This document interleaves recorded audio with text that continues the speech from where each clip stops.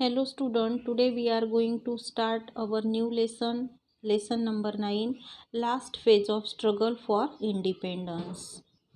In this chapter, we are going to study the Quit India movement, underground movement and the contribution of Indian National Army.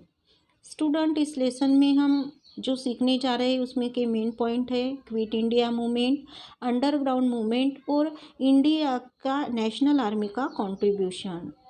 Act of 1935.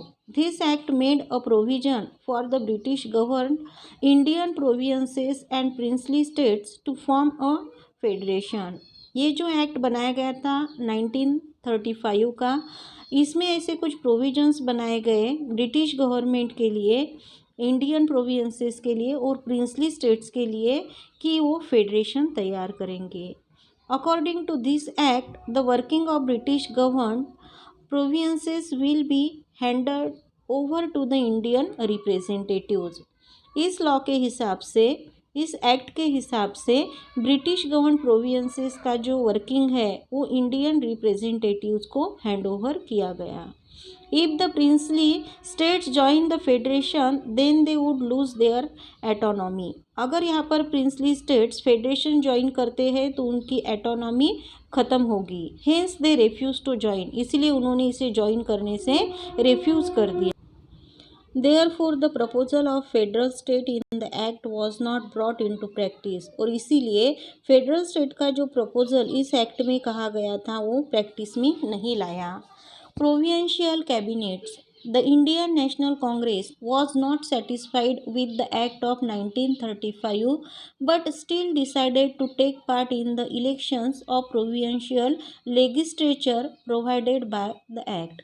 Indian National Congress इस 1935 के act से satisfied नहीं थे, लेकिन फिर भी provincial legislature के इस एक्ट ने प्रोवाइड किए हुए प्रोविंशियल लेजिस्लेचर के जो इलेक्शंस होने वाले थे उसमें पार्टिसिपेट करने का उन्होंने डिसाइड किया.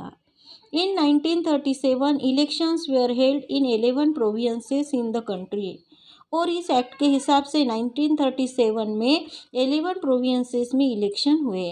Among this Indian National Congress gained majority over 8 provinces and came to power.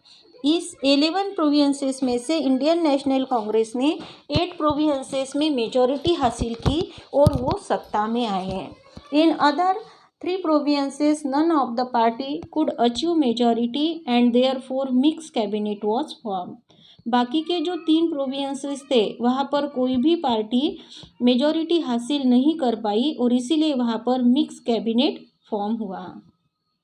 The cabinet minister of Indian National Congress did useful work for the people such as release of political prisoners from jail, introduction of basic education, prohibition of liquor, measures undertaken to improve conditions of the Dalits, passing of act giving debt relief to the farmers etc.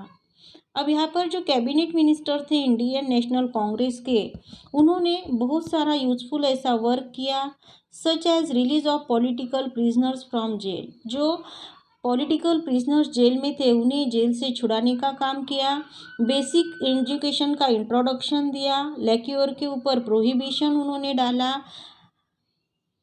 दलित की condition improve करने के लिए कुछ measures उन्होंने शुरू किए और passing of act giving डेप्ट relief to the farmers etcetera. और फार्मर्स को डेप्ट से रिलीफ देने वाला एक्ट पास करने का काम भी उन्होंने किया.